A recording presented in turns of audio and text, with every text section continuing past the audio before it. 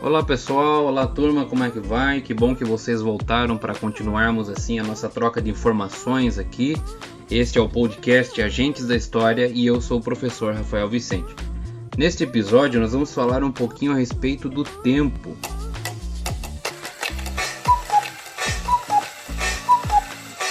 Embora não seja algo muito fácil de falar, ele é muito interessante, meditar no tempo, a passagem do tempo. Isto porque a noção de tempo ela pode mudar de uma pessoa para outra. Então, de uma sociedade para outra, ainda mais, outra cultura e assim por diante.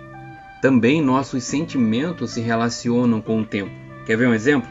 Quando nós estamos fazendo algo que nos dá prazer, que nos dá alegria, a tendência é que o tempo passe ou pareça passar mais rápido. E quando estamos fazendo algo que não nos agrada muito, parece que demora mais, não é assim? Em sala de aula eu gosto muito de ouvir os alunos nesse momento para que eles possam dar exemplos de coisas que parecem passar mais rápido e outras coisas que parecem passar mais devagar. E as respostas sempre dão muitas conversas interessantes e até engraçadas. Então se você quiser deixar seu comentário aí, fique à vontade para a gente poder também nos divertirmos juntos aqui no podcast. Existem vários estudos e teorias que falam sobre o tempo, né? Sobre a relatividade do tempo também. Se você quiser pesquisar aí sobre Albert Einstein, né? Uma pessoa bastante famosa, o que ele achava do tempo, olha, vai dar muita coisa para ler, para pesquisar e vai ser muito interessante. Há também pessoas que gostam de pesquisar sobre músicas que falam sobre o tempo, poesias, livros e até aqueles que sonham, né, com a viagem no tempo, algo que fascina muito as pessoas, né? Eu também gosto muito de filmes que falam a respeito disso. Eu lembro que quando eu era pequeno, o ano ele demorava muito para passar, porque eu ficava ansioso pelas férias. Até chegar ao final do ano, então, era uma eternidade. Hoje, agora que eu tenho mais idade, parece que o tempo voa, passa mais rápido. Talvez porque eu esteja mais velho, tenha mais responsabilidade, há uma série de fatores. Enfim, mas a noção de tempo mudou no meu caso. E isso acontece, vai acontecer com vocês também. Então, falando em mudanças, essa também é uma característica da disciplina de História, porque ela estuda mudanças na sociedade e também as permanências. Também nas relações humanas, nas construções. Ou seja, muitas coisas mudaram com o passar do tempo, mas outras continuam iguais, sendo repetidas vez após vez pelas pessoas. Se você pegar uma foto antiga aí da sua família, quanto mais antiga, melhor. Você vai perceber aí a forma ou algumas mudanças que aconteceram na forma de se vestir, provavelmente, os cortes de cabelo, a própria fotografia, né? Talvez é até estranho para você, quem sabe, pegar uma foto, um álbum de fotografia nas mãos, visto que hoje nós costumamos usar mais o celular ou deixar guardado na nuvem, não é assim? Então veja que o ato de fotografar é uma prática que permanece, mas a forma com que se faz modificou. Também gostaria de deixar como sugestão aqui conversar com seus pais, com seus avós, como eram as brincadeiras nos tempos deles, quando eles eram pequenos. Você vai aprender muito sobre mudanças e permanências nessa conversa. Então muitas brincadeiras permanecem iguais. Se você parar para pensar, né? Pular corda, pega-pega, soltar pipa, jogo de xadrez, jogo da velha, estão aí há muito tempo e nós repetimos. Mas há brincadeiras novas também, tenho certeza que você conhece ainda melhor do que eu. Também há prédios que são preservados, né, muito antigos nas cidades. Vou dar um exemplo, né, existem inúmeros, mas vou dar o exemplo aqui da cidade de São Francisco do Sul, onde tem um centro histórico. Passear por essas ruas é como viajar no tempo, é muito interessante. Se você tiver oportunidade, faça isso.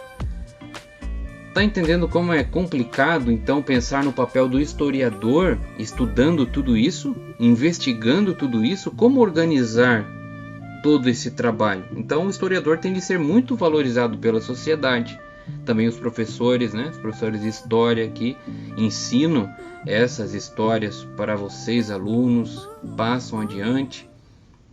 E é importante destacar nesse episódio que os seres humanos sempre se preocuparam com a questão do tempo e até criaram mecanismos, instrumentos para ajudar a controlar ou se situar em relação ao tempo, né? Que começa com a observação da natureza, né? O dia, a noite sempre foi importante para o homem se proteger, para o homem se resguardar quando é de noite, de dia seus afazeres, né? Isso vem lá desde a pré-história. Então, vamos pensar agora em alguns instrumentos que foram criados para que nós possamos nos situar no tempo. Pense em algo aí rapidamente que você usa para controlar o tempo. O relógio, provavelmente você pensou, não é? E hoje em dia nós podemos acrescentar aí também os celulares que contam o tempo para nós, computadores, até mesmo TVs, né, mais modernas. Quem sabe tenha em sua cidade aí ainda uma torre com um relógio, um sino, né, que toca lá indicando as horas.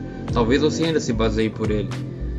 A ampulheta é um instrumento muito conhecido, né? Aquele objeto que tem areia dentro de um vidro, que o tempo vai correndo ali. Inclusive é um dos símbolos da história, né? É uma forma de medir o tempo. Também foram criados inúmeros calendários pelos seres humanos, dependendo da sua cultura, sua referência, né? Criaram formas de contar a passagem do tempo, como é o caso, por exemplo, do calendário dos judeus, o calendário dos muçulmanos, dos maias, também o calendário chinês.